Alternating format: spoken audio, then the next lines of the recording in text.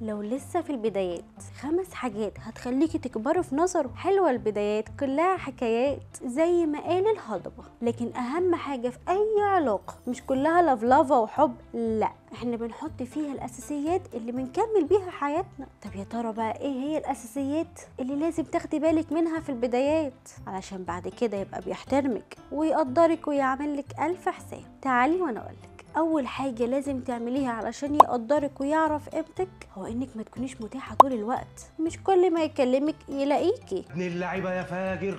حبيبتي انت عندك حياة وشغل واصحابك واهل، فطبيعي تكوني مشغولة عنه. هو اولوية لكن انت عندك اولويات تاني اهم. اوعي تحسسيه ان هو محور حياتك.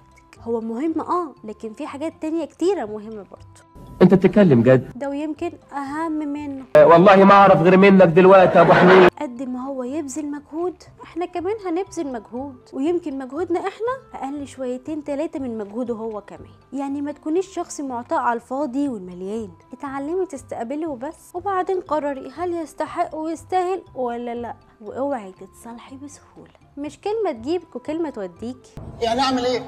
خليه يتعب شويه عشان يصالحك، وكل ما هيتعب في الحفاظ عليكي جوه حياته كل ما قيمتك عنده هتزيد، وكل ما هيخاف يغلط هيعمل لزعلك حساب.